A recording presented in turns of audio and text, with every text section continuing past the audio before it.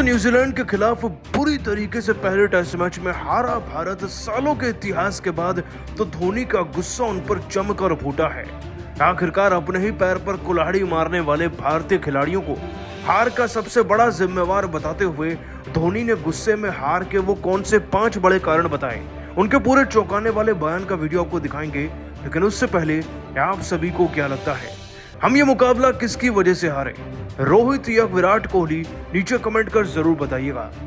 दोस्तों, भारत और न्यूजीलैंड की टीम के बीच में खेला गया सीरीज का पहला टेस्ट मैच भारत की दर्दनाक हार के साथ समाप्त हुआ। आपको बता दें कि मुकाबला 5वें दिन तक जरूर पहुंचा। बारिश ने भी कई दफा उम्मीदें जगाई, लेकिन भारत के जीतने के चांसेस बन नहीं पाए। मौके पर हर दफा चौका मारने वाली भारतीय क्रिकेट टीम के बल्लेबाजों ने शुरुआती दौर में ही दम तोड़ दिया था 46 पर ऑल आउट होकर। बारिश के चलते मैच एक दिन की देरी से शुरू हुआ, लेकिन ये परफॉर्मेंस देखने के बाद लगा 2-3 दिन बाद ही शुरू होना चाहिए था। खैर दोस्तों, न्यूजीलैंड ने जवाबी में 402 रन बना दिए। हालांकि फिर सेकंड इनिंग्स में जवाब देते हुए हमारी टीम की तरफ से 150 रन की सरफराज की पारी, कोहली के 70 रन की पारी, रोहित का 50 और 200 ऋषभ पंत के 99 भी आए।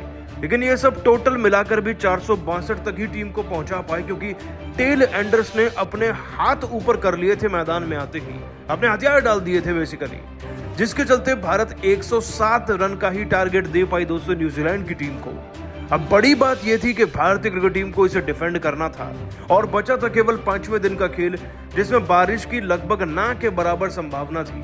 दोस्तों, मैच शुरू हुआ तो बुमराह ने आते ही पहली गेंद पर टॉम लैथम यानी कि कप्तान का विकेट निकाला।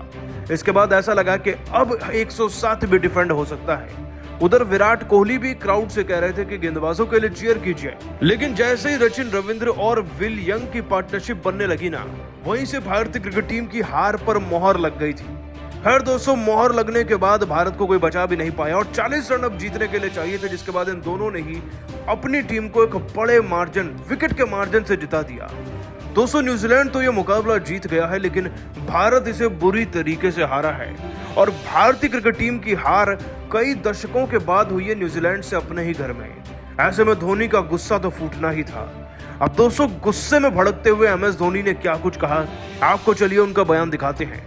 दोस्तों, सबसे पहले MS धोनी ने रोहित कोहली पर ठीकरा फोड़ते हुए अपने 5 कारण बताते हुए अपने बयान में कहा, न्यूजीलैंड से हार केवल हार नहीं है, बल्कि एक ऐसा इल्जाम, एक ऐसा दाग हमारे ऊपर लगा है जो दशकों तक मिट नहीं पाएगा।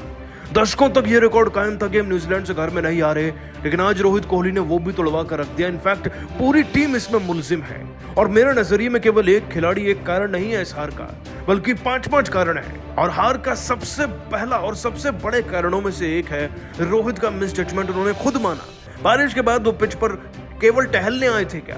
जब वो रीड ही नहीं कर पाए, पहचान नहीं पाए कि मेरे खिलाड़ी खेल नहीं पाएंगे, तो उन्हें क्या जरूरत थी बल्लेबाजी चुनने की? और हार का दूसरा बड़ा कारण बल्लेबाजी में ही छुपा है। अगर कप्तान ने फैसला ले लिया तो आपको पिच को भूलकर खेलना होता है। अगर टॉप ऑर्डर फेल हो गया तो उस दिन मिडिल ऑर्डर को खेलना चाहिए था। 5-5 डक पहली इनिंग में न्यूजीलैंड की टीम को इतना प्रोत्साहित कर गए थे अंदर से कि बड़ा स्कोर तो बनना ही था। और फिर हमारे गेंदबाजों ने जमकर शतक भी लगवाए अपने खिलाफ, और इसी में हार का तीसरा बड़ा कारण भी छुपा है। अगर आप 40 पे ऑल आउट हुए तो आपका मकसद दूसरी टीम को ज्यादा से ज्यादा 100 या 150 पर ढेर करने का होना चाहिए, लेकिन हमारे गेंदबाजों ने बड़े ही प्यार से 402 रन बनवाए। ये सोचा ही नहीं कि हम इतनी लीड उतारेंगे कैसे, उतारेंगे तो फिर हम देंगे कितना टारगेट। अगर ये सोचा होता तो भारत इस मैच को जीत जाता।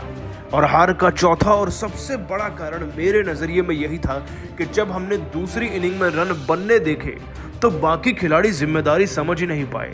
एक वक्त पर 422 पर हमारे 3 विकेट थे और आते आते 460 के आसपास हमारे सारे विकेट गिर गए। यानी कि टीम के tell Anders, allrounders KL Rahul जैसे घटिया खिलाड़ियों ने अपनी जिम्मेदारियों को नहीं समझा। और हार का 5वां बड़ा कारण रोहित के टीम सिलेक्शन में है।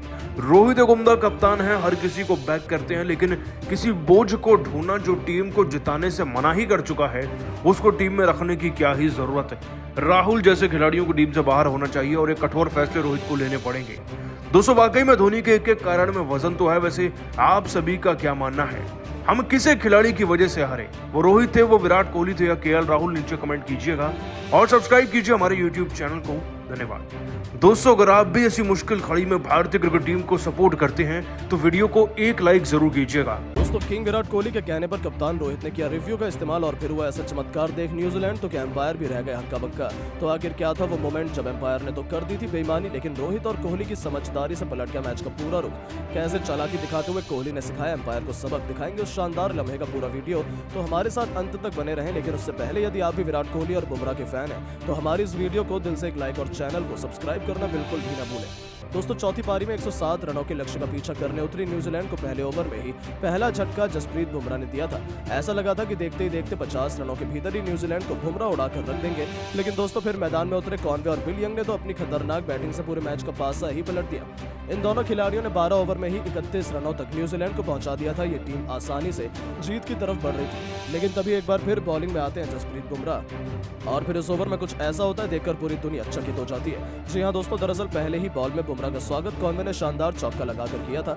उन्होंने बुमराह के आत्मसम्मान को ठेस पहुंचाई थी और उनके इतना बड़ा खामियाजा भुगतना पड़ेगा इसका अंदाजा भी नहीं था। अगली ही गेंद पर जसप्रीत बुमराह ने अपना जादू दिखाते हुए कॉनवे को अपने जाल में फंसा लिया।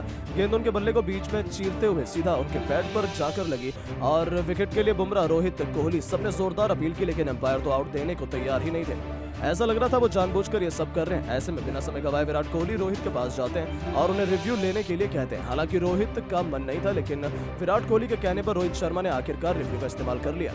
और दोस्तों ये तो इतना शानदार फैसला साबित हुआ कि जब थर्ड एम्पायर ने बड़ी स्क्रीन पर चेक किया तो पता चला कि गेंद सीधा जाकर विकेटों पर लग जाती और बल्लेबाज आउट है। ऐसे में थर्ड एम्पायर ने ग्राउंड एम्पायर के फैसले को बदलवाकर जसप्रीत बुमराह को एक और सफलता दिलवा दी और कॉनवे को पवेलियन जाने के लिए कह दिया। जैसे ही बड़ी स्क्रीन पर आउट लिख कर आया, वैसे ही कॉनवे से लेकर एम्पायर की भी आंखें फटी की फटी रह गई थी। जहां विराट और रोहित का सेलिब्रेशन तो देखने लायक था। रोहित बुमराह ने विराट को थैंक यू भी बोला, क्योंकि उन्हीं की वजह से टीम इंडिया को यह सफलता मिल पाई थी। और जिस तरीके से टीम इंडिया ने यह विकेट लिया था, सबको धोनी की याद आ गई, क्योंकि वो ऐसे रिव्यू लेकर मैच का पासा पलट देते थे। लेकिन दोस्तों आपको क्या लगता है, इस विकेट का क्रेडिट किसे जाना चाहिए, रोहित बुमराह या फिर कोई और? अपनी राय नीचे कमेंट करके जरूर बताएं और ऐसी शानदार खबरों के लिए चैनल को सब्सक्राइब जरूर करें। धन्यवाद। दोस्तों टीम इंडिया की तगड़ी वापसी करवाते हुए सरफराज ने ठोका शतक, तो पंत ने उड़ाकर रख दी न्यूजीलैंड के गेंदबाजों की धज्जियां।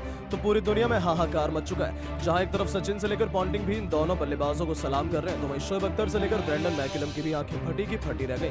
वहीं धोनी ने तो जो कहा वो सुनकर बिना कहीं भी मत जाइएगा। तो सरफराज की घातक सेंचुरी, पंत की बैटिंग पर क्या कुछ कहा इन दुनिया भर के दिग्गजों ने, उन सबके बयान तो हम आपको दिखाएंगे। लेकिन उससे पहले यदि आप भी पंत और सरफराज के फैन हैं तो हमारे इस वीडियो को दिल से एक लाइक और चैनल को सब्सक्राइब करना बिल्कुल भी ना भूलें। दोस्तों सरफराज खान ये नाम नहीं बल्कि एक ऐसा तूफान बन चुका है जिसने न्यूजीलैंड जैसी खतरनाक टीम के गेंदबाजों को सूखे पत्तों की तरह उड़ा दिया और बेंगलोर के मैदान पर अब अपनी छाप छोड़ गए। जी हां, न्यूजीलैंड के खिलाफ पहले टेस्ट मैच की तीसरी पारी में जब टीम इंडिया मुसीबत में थी, कप्तान रोहित भी 52 रन बनाकर पवेलियन लौट गए थे।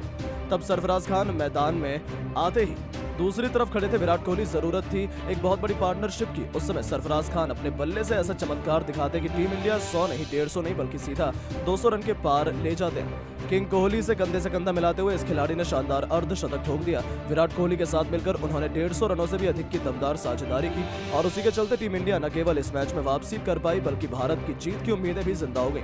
हालांकि विराट के आउट होने के बाद भी सरफराज खान नाबाद थे और जब चौथे दिन मैदान में वो उतरे तब उन्होंने न्यूजीलैंड के गेंदबाजों की बेदर्दी से कुटाई करते हुए टेस्ट मैच को T20 बना दिया और देखते ही देखते चौके छक्कों की आंधी लाते हुए न केवल उन्होंने पंत के साथ 50 रन की साझेदारी केवल 50 गेंद में भीतर पूरी कर ली, बल्कि अपना शानदार शतक ठोककर इतिहास के पन्नों में अपना नाम सुनहरे अक्षरों में लिखवा लिया था।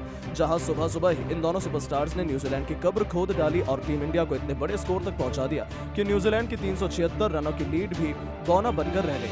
तभी तो उनकी खूंखार बल्लेबाजी ने पूरी दुनिया भर के दिग्गजों का दिल जीत लिया है। सबसे पहले तो god of cricket Sachin Tendulkar का कहना है कि go down to Sarfaraz Khan. जिस मैच्योरिटी, समझदारी और इंटेंट से सरफराज ने इस मैच में बैटिंग की है, ये दिखाता है कि सरफराज बहुत लंबी रेस के घोड़े हैं। जिस टीम में रोहित शर्मा, विराट कोहली, यशस्वी पंत और जैसे खिलाड़ी ऐसे हों, वहां सरफराज जाकर सेंचुरी मार देते हैं, तो आप समझ सकते हैं ये कितने अनमोल हीरे हैं। सच में यदि सरफराज यहाँ नहीं होते तो शायद हमारी टीम इस मैच में वापस नहीं आ पाती। थैंक यू सरफराज और बहुत बहुत बधाई हो आपको इस सेंचुरी के लिए। तो वहीं ऑस्ट्रेलिया के महानतम कप्तान रिकी पॉन्टिंग ने कहा कि इसीलिए कहते हैं भारत टैलेंट का खजाना है। जिस मैदान पर इतने बड़े बड़े खिलाड़ी फ्लॉप हुए, वहां सरफराज खान ने आकर इस तरीके से टीम इंडिया की वापसी करवाई, जहां भारत की जीत की संभावना 1% भी नहीं थी। ये सेंचुरी लाखों में एक है, क्योंकि ये उस मुश्किल समय में आई है जब सबने सोच लिया कि अब तो न्यूजीलैंड जीत जाएगा। सच में मैं तो सरफराज का दिन ब दिन फैन ही बनता जा रहा हूँ, क्योंकि इस खिलाड़ी ने जो कर दिखाया है वैसा पारी मैंने पिछले कुछ समय से नहीं देखी है। शोएब अख्तर का कहना है कि माशाल्लाह सरफराज खुदा का वास्ता है, सच में मजा आ गया। ये पारी देखकर मुझे तो लगा था टीम इंडिया कहीं बुरी तरीके से ना हार जाए, लेकिन इस युवा खिलाड़ी ने अपने उबलते हुए खून, अपनी ताकत का जो नमूना दिखाया है वो काबिल तारीफ था।